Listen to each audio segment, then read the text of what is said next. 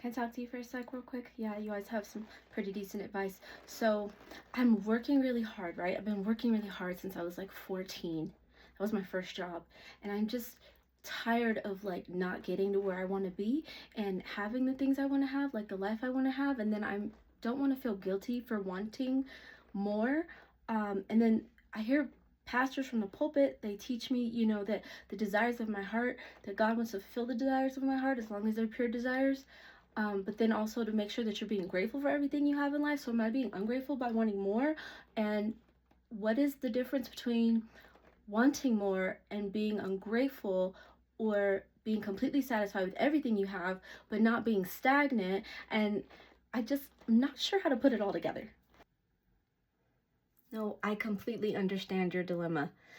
Yes, we all struggle with the same issue. Can I read you something that might really encourage you? This is from an ancient manuscript with all of the secrets to the universe inside of it. Oh, yes, that book. I wasn't very subtle, was I? So this is from the first book of the Bible. It's called Bereshit. That's Hebrew for Genesis.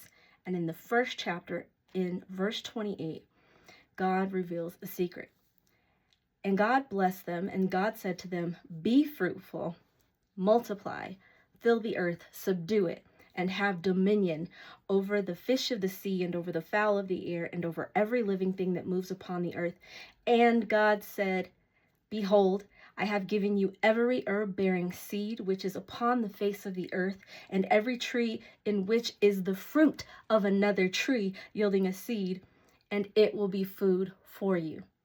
So the secret here is you have to duplicate, you have to multiply, you have to become productive, like produce, like the fruit of the tree. It's produce, it's productive because there's a seed in it. So just by eating the fruit, there's now exposed seeds to be replanted to now get an innumerable amount of other trees.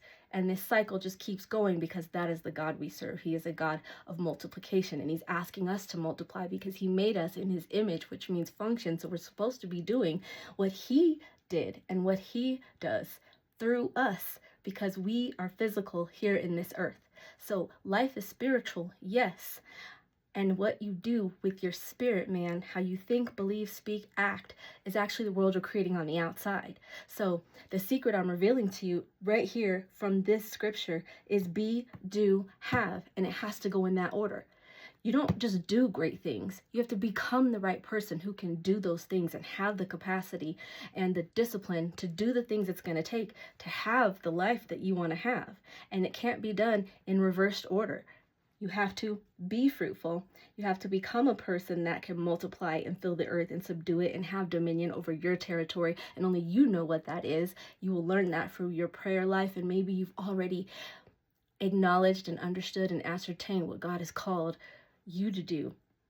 And then, behold, I will give you everything that you need to eat.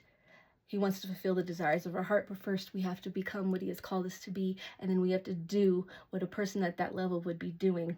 What disciplines do they have? How do they act? How do they speak? What are they doing? And then the having part, that just shows up on its own. That's another scripture. Seek ye first the kingdom, and all these other things shall be added unto you.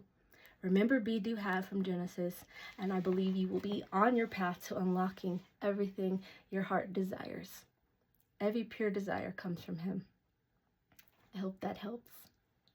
Be fruitful, do multiply, have dominion.